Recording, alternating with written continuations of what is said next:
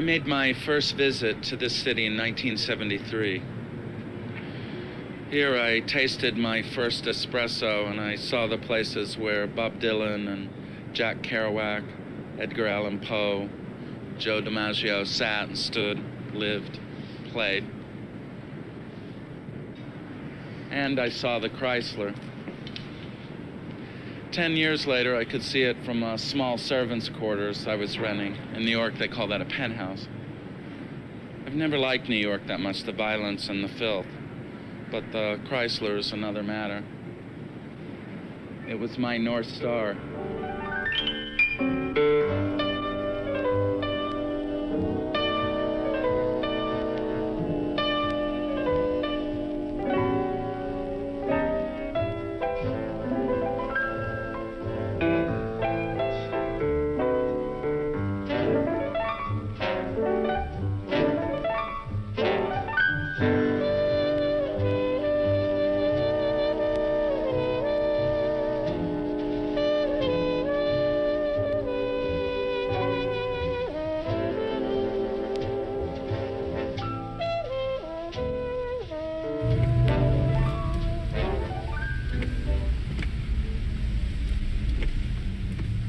When Walter P. Chrysler, the automobile tycoon, commissioned architect William Van Alen to design his skyscraper, he had no real need for such a grand building in New York.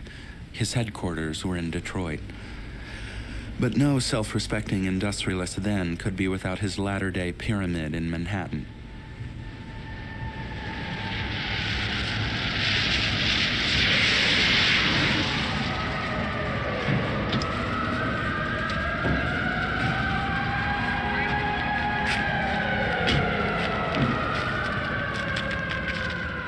The main entrance is on Lexington Avenue, through a 3-story high coffin-like portal of black Georgia marble.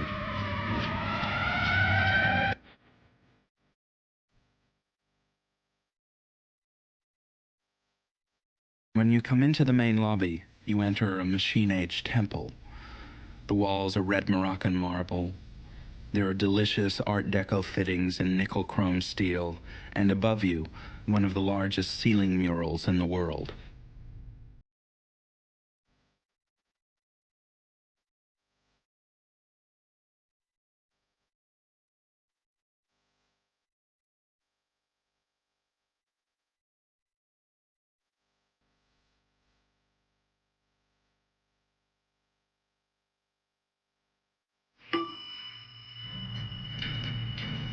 The elevator doors and the interior cabs are magnificently veneered with stylized designs of exotic woods.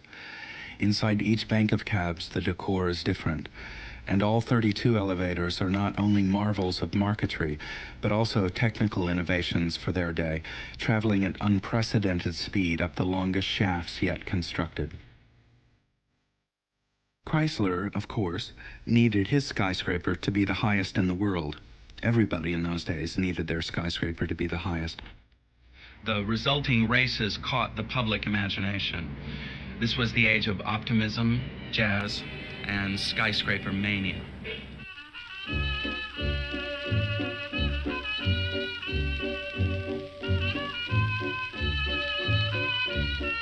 Architects competed with Van Alen to erect the tallest structure.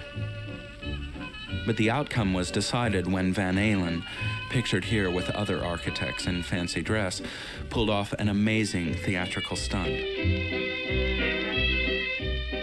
He had constructed secretly in the building's fire shaft a 185-foot-high steel spire.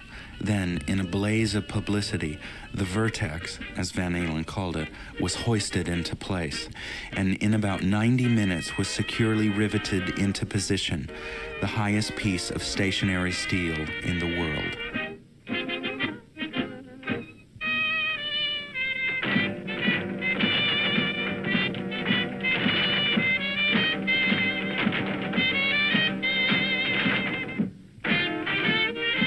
When the Chrysler opened to the public on May 27, 1930, its 77 stories measured 1,046 feet high. For a brief time, the highest building in the world.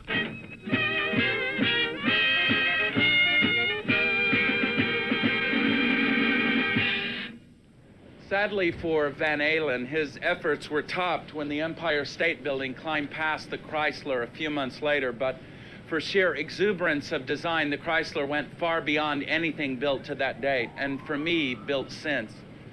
Colleagues described him as the Ziegfeld of his profession. He foresaw the future. "No old stuff for me," he wrote.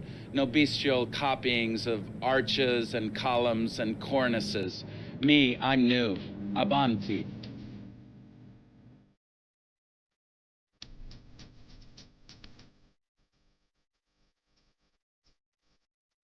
His design perfectly captured the energy and modernity of its day. Scaled radiator caps of polished steel, twice the size of a man, take wing as 20th century gargoyles. And crowning the whole complex, the fantastic terrace dome of sculptured Chrysler hubcaps.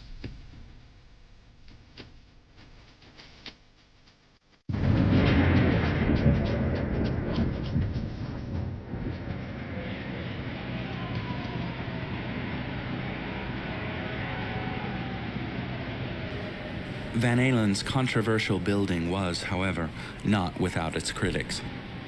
"We cannot help feeling that all this sheet metal is part of some temporary construction to be covered up later with masonry," one wrote. Another, "Heaven help the person who looks at this building without the help of distance and heavy mists." Fortunately, these critics are long dead, so we can't even call their offices and taunt them as they should be taunted.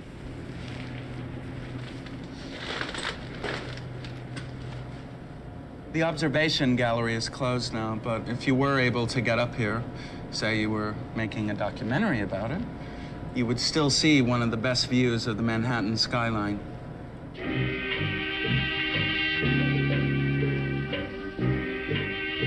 The Chrysler has one final surprise. Behind the famous and so often photographed shiny steel spire lies the now derelict and ghostly Cloud Club. This gentleman's club entertained the magnates of the automobile, aviation, steel, and oil industries. Here they could meet and socialize in a Georgian lobby, a Tudor lounge, and a Breton tap room.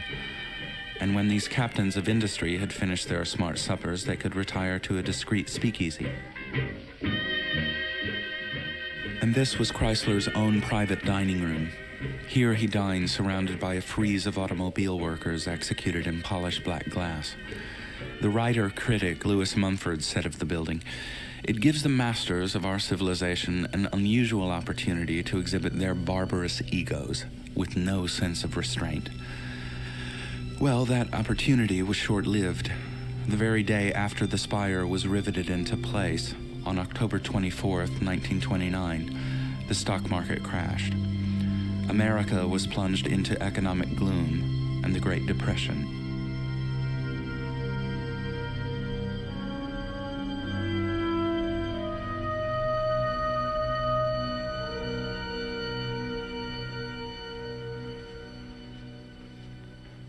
It was the end, too, of an America where individuals could make their stamp so vividly on society.